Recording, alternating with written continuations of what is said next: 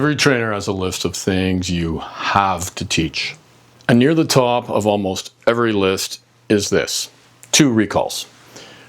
A regular come and a special emergency word. A secret command you save for the day your dog's running towards the road or going to check out a skunk, right? It sounds like a really good idea. It sounds careful. I think it's backwards. And if you have a big, strong dog, it might be the most dangerous piece of advice you'll ever take. Let me be fair to the people who teach this. The logic goes like this. Your normal recall gets overused. You say, come, 100 times, half of them sloppy. So the dog learns come means come eventually, maybe come back. So you create a fresh word like here, pronto, now, right? And you pair it with a giant reward. And you only use it in a real emergency. It's clean, it's untarnished, it's high value, right? And here's where it breaks. You can only train a behavior you actually practice.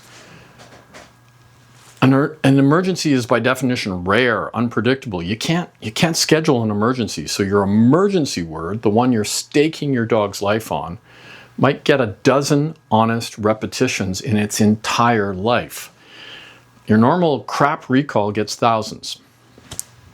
So you've built the one command that matters most on the fewest reps you've ever given anything. That's not a small number. That's the whole problem. So I do the opposite. I train one recall and I prove it using voice only 100% of the time. Same word every time, same command. Sam, come! No hand signal, no bending down, no treat held out, just the voice. And when he hears it, he comes. Not eventually, immediately. And here's the thing that changes everything. When your emergency recall and your everyday recall are the same word, there's nothing to remember under stress. You don't reach for a command you've practiced like just a few times. You say the word you've said and he's answered 1,000 times. I want to push back on the idea that a special word is stronger because it's reserved. Not because a fresh cue is wrong, but because it misses how dogs actually learn. Under stress, a dog falls back on what's overlearned. The behavior with the most reps in the most context, that's the one that wins. Not the one you save for the special moment. It's the one you drilled. And that matters. If you have a 110-pound dog and you're a smaller or less strong owner, the word that works in a real emergency is the one you've done 1,000 times on a long line. Not the magic word from a seminar that's only been rehearsed a couple of times. And here's a high-level tip. You are free to train using hand signals or holding out a treat in your hand as a target. But if dogs are given a physical command at the same time as a voice command, they only learn the physical command. And guess what?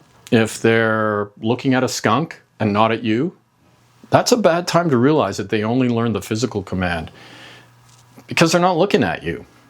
So use voice only until you know that they know it.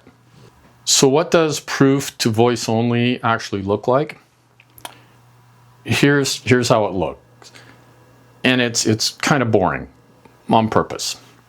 You stand still, short leash, no distractions, high value treats ready. You say the command once, only once. Sam, come!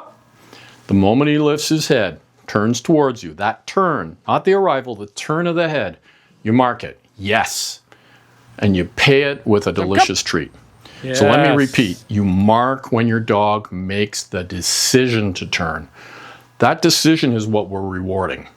We're not rewarding a sit at the end, not the walk back. We're rewarding the choice to come back to you. Because that choice is the whole recall. The rest is just travel time. Do it 10 times, then do it tomorrow. You're not teaching a trick here. You're building a habit, one turn at a time. And a habit you've built 1,000 times is the only thing you'll actually have when it's early morning, the leash is off, and there's a car or a rabbit, right? Now, two things nobody tells you because they're uncomfortable. First, I'm going to say it, 100% guaranteed recall is a lie. No dog trainer, nobody has a recall that works every single time in every possible world. Anyone who promises you that is selling something. So when I say train to 100%, I mean aim for it, okay? I proof it until the voice alone works in a distraction-free space. Then I add distractions, then I add distance, then the real world. I get as close to perfect as reps and patience allow. 2 recalls doesn't get you closer to that. It gets you farther. It splits your repetitions across 2 words and leaves the important one weak because it's the least used. And second, never punish the comeback. Here's the scene. You call, he ignores you. You call again, and I said don't do that, but you do, and finally 20 seconds and 7 requests later, he wanders back. And you are mad or probably frustrated, and maybe he scared you. And the natural, very human thing is to let him feel that. Well, don't. The moment he comes back is the exact moment you must be the best place in the world to be. Every single time. Because if coming back means getting scolded, next time he doesn't come back at all. Reward the return, even a half-hearted one. Always. That's not soft. That's how you keep him coming. Okay? And here's an animal behaviorist tip. Every now and then, give him a jackpot reward. A whole handful of his favorite treat. Out of the blue. It's called a variable schedule of reinforcement, but your dog sees it like, I'm going to do this because this might be the jackpot time. It strengthens and bomb-proofs the behavior that you're training, which in this case is recall. So what about the 1%, the day he genuinely does not come? This is where the emergency recall people and I agree on the problem. We just solve it differently. They solve it with this secret sauce, this secret word. I solve it with a long line. So a long line is a 20 to 50 foot leash. It's the difference between hoping he comes and knowing he has to. Because on a long line, when he doesn't come, you don't panic. You don't chase. You just calmly reel him in every time. You don't say, come again. He never gets to practice ignoring you, and he never gets away with it. So every recall, even the reeled in ones, still ends up with him at your feet and still ends up with a reward. It's still successful. That's why when training the long line, it's not optional. It's the safety net that lets you train in the real world before the real world tests you. And I did the full method with Sam on a long line before he ever went off leash near anything that mattered.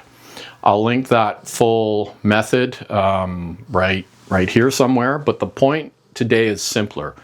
One word, proof to your voice on a long line until it's real, okay? So here's the takeaway. Stop teaching the 2 recalls. Just teach 1. And make it so overlearned that emergency is just another inevitable return to your feet. Verbal first, call only once, mark the turn, reward the return every time, even the ugly ones, and proof it on a long line until the voice alone works, then take it into the real world. Anyone who tells you to train 2 recalls probably hasn't stood in the field watching a 110-pound golden retriever choose between me and a rabbit, or in one case, a skunk. So drop the question you're sitting with in the comments. I read everyone. I'm John with Thoughtful Paws. This is Sam. Thank you and happy training.